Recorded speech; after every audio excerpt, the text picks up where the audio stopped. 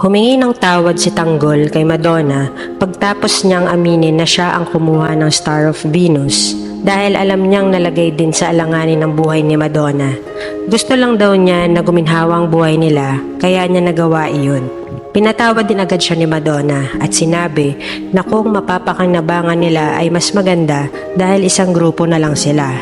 Nakahinga naman si Tanggol sa sagot ni Madonna at niyaya niya na ito magpahinga sa kani-kanilang silid.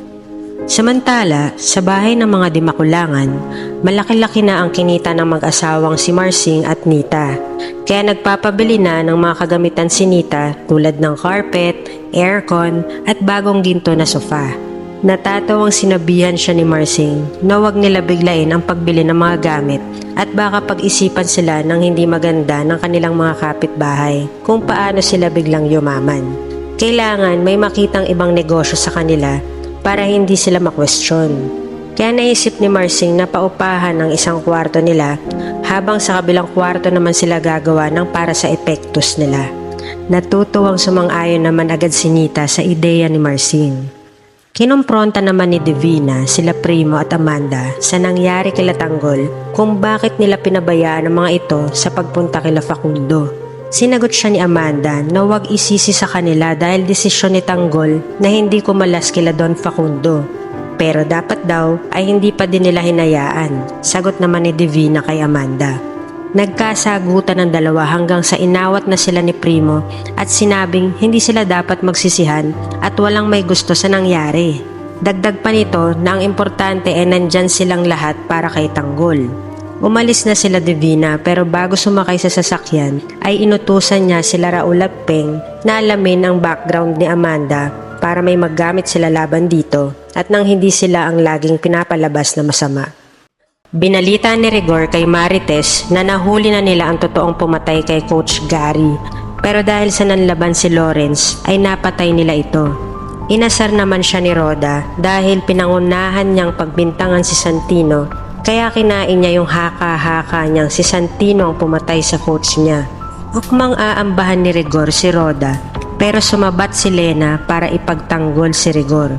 Magpasalamat daw sila kay Rigor dahil nilinis niya ang pangalan ni Santino. Kung hindi ay magiging pareho na ang tingin kay Santino at Tanggol. Sumabat na din si Marites at sinisi niya si Rigor sa ginawa nito kay Santino. Sumagot si Rigor at gaya ng lagi niyang sinasabi, ginawa lang daw niya ang tungkulin niya bilang pulis. Pero sinabihan siya ni Marites na may tungkulin din siya bilang ama. Ang ginagawa raw niyang pagdisiplina kay Santino ang pagiging tatay niya rito, saad pa ni Rigor. Ipinaalala naman ni Marites na maliban sa pagpapakulong kay Santino ay may mas malaki pa siyang kasalanang nagawa sa anak niya. Iyon ang tungkol kay Lena. Wala nang nasabi si Rigor at padabog na tumalikod papasok sa kwarto nila ni Lena. Sumunod naman agad si Lena kay Rigor. Naiwang umiiyak si Marites at napaismid naman si Roda sa nangyari. Sa loob ng kwarto, binanggit ni Rigor kay Lena na umuusad na ang kaso nila na isinampa ni Tinding. Sinabihan siya ni Lena na maraming kagaya nila sa Enlea pero pinag-iinitan lang sila dahil ayaw ni Rigor maging sunod-sunuran kay Colonel Suarez. Nagalit naman si Rigor at pinagtanggol ang pagiging matino raw niyang pulis kaya kahit ipitin pa siya ay hindi siya susunod sa mga ito. Pagalit ring sumagot si Lena na hanggang kailan nila itatago ang relasyon nila kapag lumabas na ang bata ay di magiba ang nakalagay sa birth certificate. Pasigaw na sinagot ni Rigor si Lena na malalampasan niya ang problema o pagkakamaling iyon kaya sinabihan niya si Lena na huwag niyang pabigatin ang sitwasyon. Sagot naman ni Lena ay si Marites at Tinding ang nanggugulo sa kanila kaya dapat hiwalayan na niya si Marites. Pinatigil siya ni Rigor at idiniin na kahit anong mangyari ay hindi nito isasakripisyo ang pagkapulis niya. Sabay baba. Lumaban pa din si Lena ng sigaw at sinabing sana daw ay huwag din niyang isakripisyo ang anak nila. Tuwang-tuwa naman si Roda sa nasaksihang sagutan ni Rigor at Lena. Mukhang malapit na daw ang paghuhukom kay Lena. At galit din talaga siya sa pagdala ni Rigor sa jumper na si Lena sa bahay nilang mag-asawa. Samantalang si Marites ay hindi malaman kung matutuwa ba sa nangyayari. Habang bumibili si Rigor sa tindahan, ay siya naman dating ni Santino. Tinawag niya ito pero hindi siya pinansin ni Santino. Tinawag niya ulit at nilapitan kaya tumigil naman si Santino. Binalita ni Rigor na nahuli na ang totoong salarin sa pagkamatay ng coach niya at humingi din siya ng tawad kay Santino sa pagkakamali niya. Naiyak si Santino sa sama ng loob at galit na sinabing hindi siya nagpapasalamat at hindi rin niya pinapatawad ang tatay niya sabay akyat. Sinalubong naman ni Marites si Santino at nakita niya ang mga bagong sugat nito kaya tinanong niya kung anong nangyari. Inamin naman ni Santino na binalikan niya ang mga pumatay kay Coach Gary kaya napaaway siya. Sobrang nag-alala naman si Marites kaya halos mapaiyak ito at sinabing huwag na niyang uulitin pa ang makapag-away, sabay yakap sa anak. Papasok na sana sila Tanggol at Madonna para magpahinga sa kani-kanilang kwarto nang tawagin ni Berting si Tanggol. Pinauna na niya si Madonna bago siya lumapit kila Berting. Pinagsabihan siya nito na kung nakinig sana siya noon na wag nang sumama kila Don Facundo at Marcelo ay wala sanang nangyaring masama sa kanya na pati mga kaibigan niya ay nadamay. Sa susunod raw ay matuto siyang kumilatis ng tao, dagdag pa ni Primo. Humingi naman ng paumanhin si Tanggol sa kanila. Sinagot siya ni Berting na natural lang na mag-alala sila sa kanya. Bukod sa iisang grupo sila, ay malalim na ang pinagsamahan nila. Sabi naman ni Amanda, ang problema lang kay Tanggol ay ang katigasan ng ulo nito. Pero pinangako naman ni Primo na hanggat magkakasama sila ay gagabayan nila si Tanggol. Ang importante ay ligtas silang lahat. Kaya pinagpahinga na ni Primo si Tanggol pagtapos. Humingi ng pasensya si Lena kay Rigor sa pagtatalo nila. Tumango naman si Rigor sabay kuha ng unan. Nagtatakang tinanong siya ni Lena kung bakit niya kinukuha yung unan niya. Sinagot siya ni Rigor na dahil border lang ang alam sa kanya nila Colonel Suarez kaya kailangan panindigan nila yun. Halos magwala naman si Lena sa sinabing iyon ni Rigor. Umalis na agad si Rigor papuntang kwarto ni David. Sinundan siya ni Lena pero hindi na niya ito pinansin kaya bumalik agad si Lena sa kwarto niya. Nakatingin lang si Marites sa kanila habang nakaupo sa hapagkainan. Sa isip ni Lena ay hindi siya papayag na ituturing lang siyang border ni Rigor. Siya daw ang may karapatan sa bahay nila Rigor at Marites at kanya lang si Rigor. Habang si Rigor ay nag-iisip din kung paano pa niya malulusutan ng gulo na meron sa pamilya nila at pati sa trabaho niya. Kailangan raw niyang makipag-ayos kay Santino at dapat din na hindi lang siya ang masisi sa problemang pati si Marites ay may kinalaman. Napagtanto naman ni Marites na tama si Tinding na dapat na niyang harapin ang problema.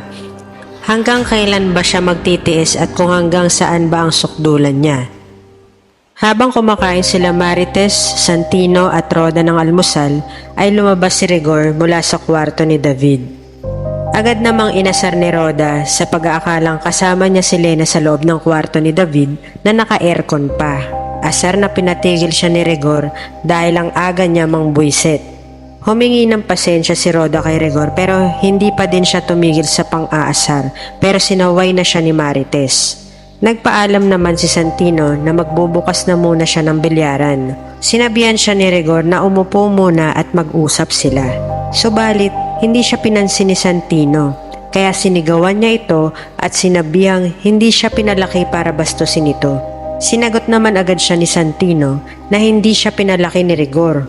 Nakatira lang daw sila sa isang bahay pero hindi niya naramdamang tatay niya ito. Sa galit ni Rigor ay muntik na niya itong suntukin, kaya humarang na si Marites at sinabihan niya si Santino na bumaba na para matigil na ang gulo. Sumabat na naman si Roda at sinabing sino daw ba ang sisisihin sa pag-asta ng gano'n ni Santino. Pinatigil siya agad ni Marites. Habang sinigawan siya ni Rigor na usapang pamilya yon kaya huwag siyang makialam. Pinapasok siya ni Rigor sa kwarto niya. Natakot naman si Roda kaya pumasok na rin siya agad. Sinisi naman ni Rigor si Marites sa inuugali ngayon ni Santino sa kanya. Nang dahil sa pagkampi niya ay kaya lumalakas ang loob.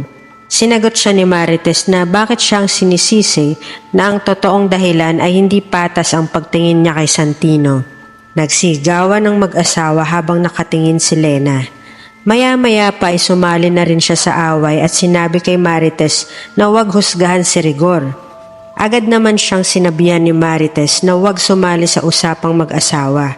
Hindi naman matanggap ni Lena ang salitang mag-asawa kaya sinagot niya si Marites na mag-asawa lang sila sa papel pero wala na sila matagal na. At si Marites lang daw ang nagsisiksik ng sarili niya sa bahay ni Rigor.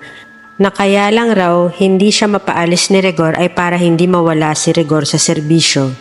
Lumapit si Lena kay Rigor at tinanong niya kung tama ang mga sinabi niya na siya talaga ang mahal at pipiliin ni Rigor. Pinipilit siyang pasagutin ni Lena, pati na rin ni Marites. Hindi yon sinagot ni Rigor at pinatigil niya si Lena dahil nakakadagdag lang siya sa problema.